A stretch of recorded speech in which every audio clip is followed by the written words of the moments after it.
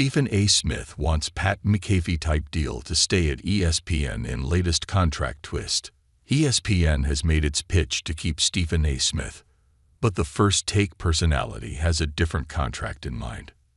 Smith, the ubiquitous face and voice of the sports network, will see his current contract expire next year, and ESPN, according to Puck News, offered Smith $90 million over 5 years.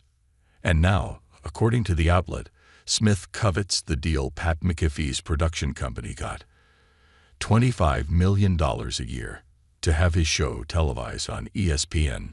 Puck also reported that Smith wants to structure his deal in the same way that McAfee, who has a production deal and not a talent one, has his with ESPN. Smith, 56, joined ESPN in 2003 and has been a key part of a number of shows, but is most famous for his rants and heated debates on First Take.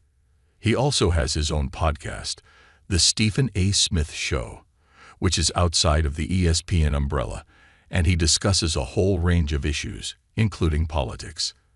The #First Take host on his podcast, contract negotiations with ESPN, and what he wants to do with his broadcast future.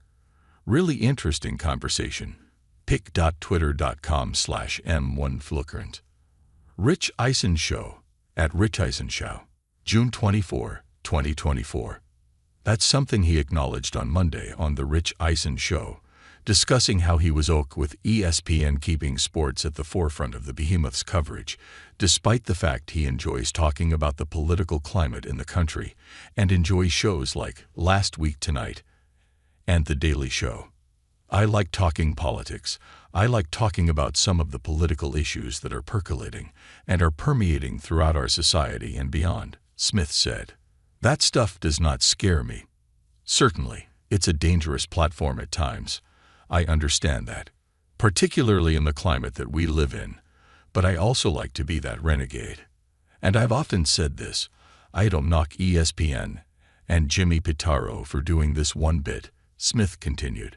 "When Jimmy Pitaro arrived around 2018, he wanted us to veer away from politics, and he was absolutely right, because it was hurting the network. I completely supported him then. I completely support him now." Smith also told Eisen that his current contract did not say anything that he could have his own podcast outside the network, so he had to ask ESPN for permission to do the show, and he acknowledged that the current higher-ups have always kept their word with him and are incredible.